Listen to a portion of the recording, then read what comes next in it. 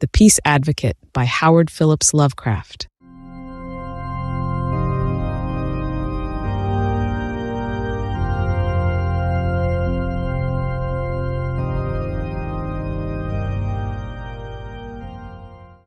Supposed to be a poem, but cast strictly in modern meter.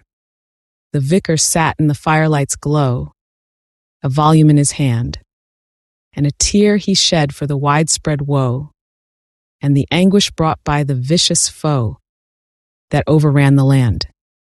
But near a hand for his king raised he, for he was a man of peace, and he cared not a whit for the victory that must come to preserve his nation free, and the world from fear release. His son had buckled on his sword. The first at the front was he, but the vicar his valiant child ignored, and his noble deeds in the field deplored, for he knew not bravery. On his flock he strove to fix his will, and lead them to scorn the fray.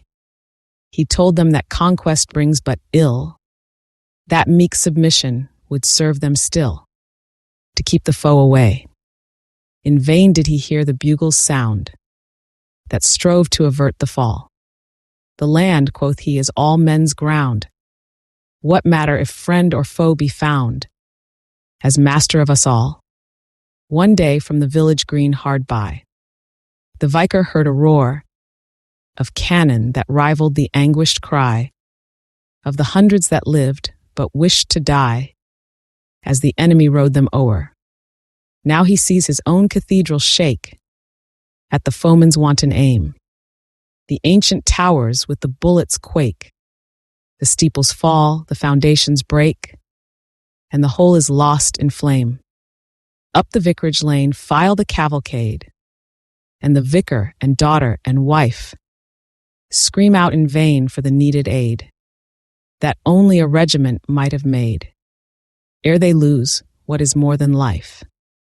Then quick to his brain came manhood's thought, as he saw his erring course, and the vicar his dusty rifle brought, that the foe might at least by one be fought, and force repaid with force.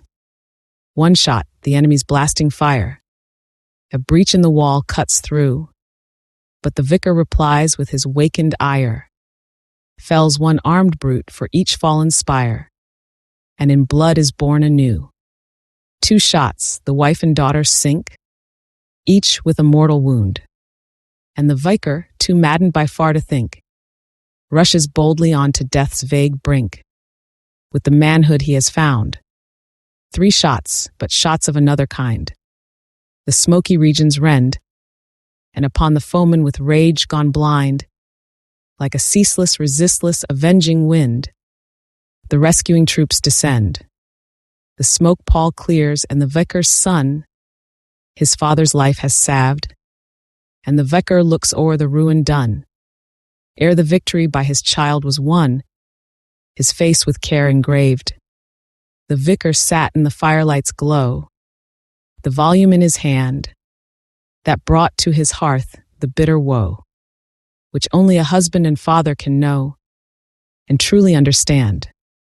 With a chastened mien he flung the book to the leaping flames before, and a breath of sad relief he took, as the pages blackened beneath his look, the fool of peace no more. Epilogue. The Reverend Parson, whacked to man's estate, laments his wife's and daughter's common fate. His martial son in warm embrace enfolds, and clings the tighter to the child he holds. His peaceful notions, banished in an hour, will nevermore his wit or sense devour. But steeped in truth, 'tis now his nobler plan, to cure, yet recognize, the faults of man.